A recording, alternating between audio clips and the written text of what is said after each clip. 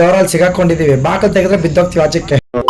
ಅಂಟಮ್ಮ video ನೋಡ್ತಿರೋರ್ಗೆ ನಮಸ್ಕಾರ, share ಮಾಡೋರ್ಗೆ double ನಮಸ್ಕಾರ. ಇವತ್ ಬೆಳಿಗ್ಗೆ ಎದ್ದೊಳಿ ಮಕ್ಕ ತೊಳ್ಕೊಂಡು ರೆಡಿ ಅದೇ ಅಂಟಮ್ಮ. ನಮ್ಮನೆಗೆ ಹೋಗ್ಬಿಟ್ಟು ಫಿಲ್ಟರ್ ನೀರ್ ತಗೊಂಬ ಅಂತಂದ್ರು, ಅದಕ್ಕೆ ಹೋಗ್ತಾ ಇದೀನಿ. ಇಲ್ಲಿ ಬಂದ್ ನೀರ್ ಇಕ್ಕೊಂಡು ಮನೆ ಕಡೆ ಬಂದೆ ಅಂಟಮ್ಮ. ಆಯ್ತು. ಆಮೇಲೆ ಟಿಫನ್ ಮಾಡ್ಕೊಂಡು ನಾನು ನಮ್ಮಪ್ಪ ಬಸ್ ಸ್ಟ್ಯಾಂಡ್ ಕಡೆ ಬಂದ್ವಿ. ಬಸ್ ತೊಳಡಕ್ ಹೋದೆ ಅಂಟಮ್ಮ.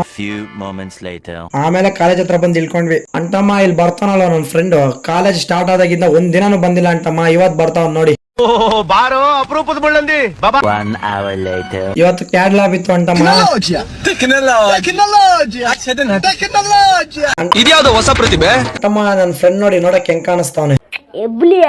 ಎಬ್ಬಲಿ ನಾನು ಹೊಡ್ದ ಅಂದ್ರೆ ಊಟ ಮಾಡ್ಬೇಕಂಗೆ. ಮಧ್ಯಾಹ್ನ ಬಂದ್ ಎಲ್ಲಾರು ಊಟ ಮಾಡಿದ್ವಿ ಅಂತಮ್ಮ. ಊಟ ಮಾಡಿದಾಗ ನನ್ ಫ್ರೆಂಡ್ ಒಂದ್ ಮಾತಂದ, ಅವನೇ ಪೊಲೀಸ್ ಡಿಪ್ಲೊಮಾ ಓದ್ಬಿಟ್ಟು ಪೊಲೀಸ್ ಆಗ್ತಾರಂತ ಅಂಟಮ್ಮ ಅವನು. ಆಮೇಲೆ ಕಾಲೇಜ್ ಬಿಟ್ರು ಅಂತಮ್ಮ.